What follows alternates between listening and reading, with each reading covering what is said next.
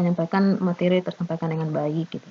Jadi, guru bisa berjalan, kepada setiap kelompok, terus menanyakan kepada kelompok-kelompok kecil itu, di mana yang masih kesulitan, apa kendala dari kelompok, bagian materi mana yang belum dipahami. Nah, guru harus bisa memberikan penjelasan-penjelasan kepada kelompok-kelompok kecil ini.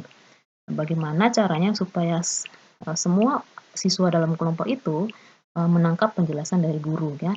Jadi memang, sepertinya kok jadinya, luar biasa pekerjaannya ya. Jadi mengulang hal-hal yang sama di setiap kelompok yang ada. Misalkan ada 5 kelompok ya, berarti sudah gurunya harus pergi ke setiap kelompok yang ada 5 kelompok ini dengan melihat kebutuhan dari setiap kelompok yang ada. Karena mungkin saja kelompok A memahami hal hal X misalkan, sedangkan kelompok B dia tidak memahami itu gitu. Berarti sesuai kebutuhan mana yang butuh diberikan penjelasan tertentu ya silakan diberikan penjelasan dan bagaimana keterampilan kita untuk memanage kelompok kecil yang ada ya. Yang ketujuh, keterampilan mengelola kelas. Oke. Keterampilan mengelola kelas ini lebih kepada bagaimana kita mengontrol atau memelihara kondisi belajar dari awal sampai akhir supaya dalam keadaan yang kondusif dan optimal untuk siswa menerima pembelajaran. Terkadang ada siswa yang ribut gitu, atau ada hal-hal tertentu yang terjadi dari luar kelas, gitu kan, gangguan mungkin suara, mungkin lain sebagainya gitu. Nah, guru harus bisa mengontrol kelas tersebut. Kalau ada anak-anak tertentu yang punya kebiasaan ribut dan susah dikontrol, nah gimana nih, bagaimana caranya kamu mengelola kelas ini dengan memperhatikan si anak yang tadi, yang tukang ribut ini.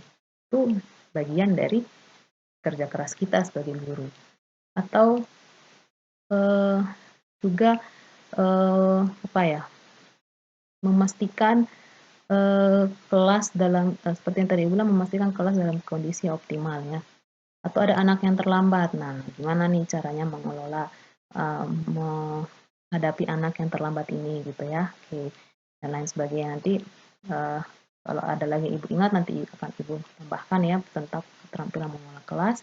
Nah, kalian bisa ingat-ingat tuh, selama waktu di sekolah dulu, ketika di kelas, guru saya lakukan apa ya, supaya kelas saya itu tenang, kondusif gitu, pasti ada effort yang guru lakukan gitu. Nah, itu juga yang akan kita lakukan. Karena anak sekarang itu, luar biasa aktifnya gitu. Jadi guru harus kreatif bagaimana caranya mengelola anak, murid, dan mengelola kelas secara keseluruhan ya. Yang terakhir, keterampilan membimbing diskusi kelompok kecil. Nah, kalau yang tadi mengajarkan kelompok kecil dan perorangan, oke. Yang ini membimbing diskusi kelompok kecil. Nah, keterampilan ini butuh proses yang teratur dengan melibatkan kelompok, sekelompok strategi dalam interaksi kelompok. Nah, bagaimana caranya kita memimpin diskusi? Oke, mungkin ketika sudah dibagikan kelompok-kelompok, mungkin ada pertanyaan-pertanyaan terbuka yang harus siswa kritisi gitu ya.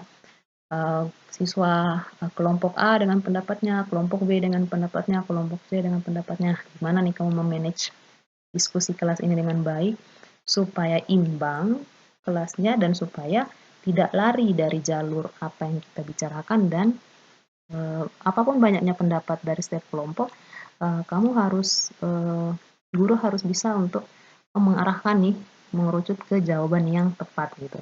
Nah, itu keterampilan membimbing diskusi dalam kelompok kecil. Oke. Jadi ini ada 8 keterampilan yang sudah Ibu bahas gitu. Uh, uh, Meringkas dari apa yang kalian baca, mengulang kembali, memberikan kita tambahan apa ya, pencerahan gitu ya. Nah, setelah ini akan ada 2 video yang akan Ibu berikan di link YouTube ini akan Ibu berikan untuk kalian mengklik dan nanti menuju ke link YouTube yang Ibu berikan ya. Di situ ada beberapa contoh dari YouTuber yang sudah memasukkan tentang praktek menggunakan 8 keterampilan.